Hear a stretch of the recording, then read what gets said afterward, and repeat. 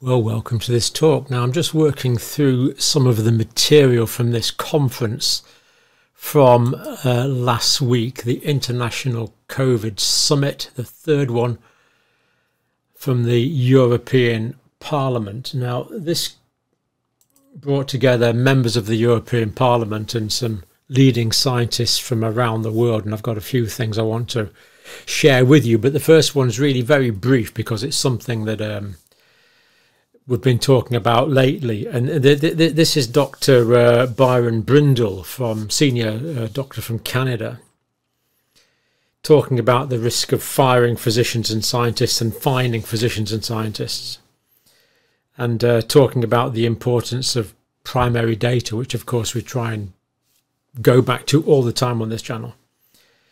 Who defines truth? What is truth? Let's just listen to that clip now. To give us his thoughts on the conference yesterday, please, and we'll conclude with that. Thank you very much. Yeah, thank you very much. Yeah, my name is Dr. Byron Bridle. I'm a viral immunologist at a university in Canada. And first, I just want to address the question that was just asked. So, from a scientific perspective, what I can tell you is after this conference, from my experience of the past 2 years, inevitably, everybody who spoke yesterday will be accused of having disseminated misinformation. I wanted to point out that what I saw yesterday was an awful lot of primary data presented.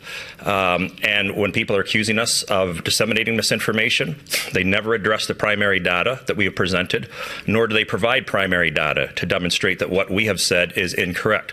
So in terms of the future, when it comes to science, misinformation is something that we have to be very concerned about.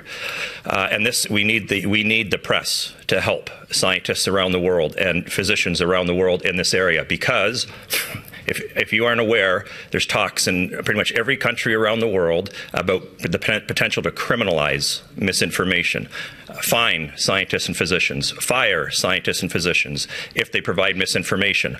This has to be of concern to the media, because you have to start asking yourselves, if that's the case, who are going to be the arbiters of truth if it's not going to be scientists who provide primary data? So that's a key thing you have to watch out for.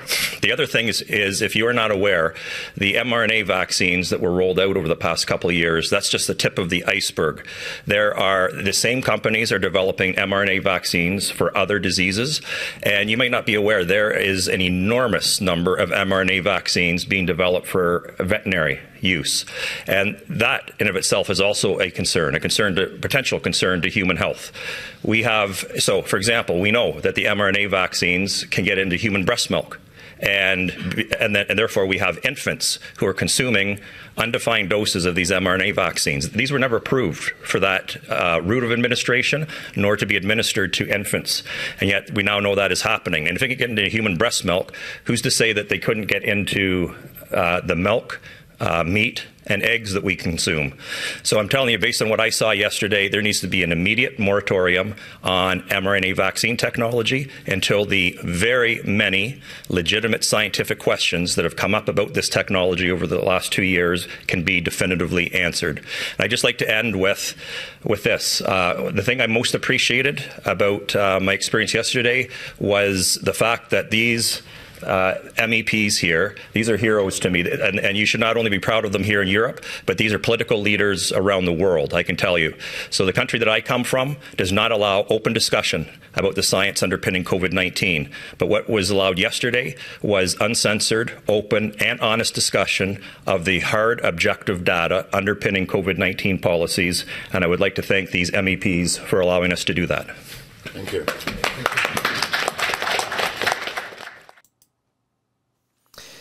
Well, I think that really speaks for itself. If people are controlling truth, then really it's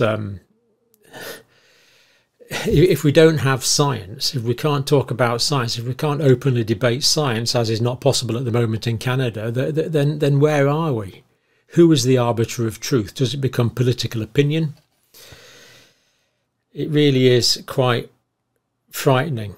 It was expected that Newspeak would finally supersede Old Speak, or Standard English, as we should call it, by about the year 2050. That's from a book called 1984, Will old speak be completely replaced by 2050? Well, the way we're going, it could be quite a lot before that. Let's take this warning seriously. Now, more detail on that. I'm just working on a summary press conference at the moment, so more to come, and I'm going to share what I can with you on this. And it's just a disgrace that mainstream media has not picked this up. But thank you for watching.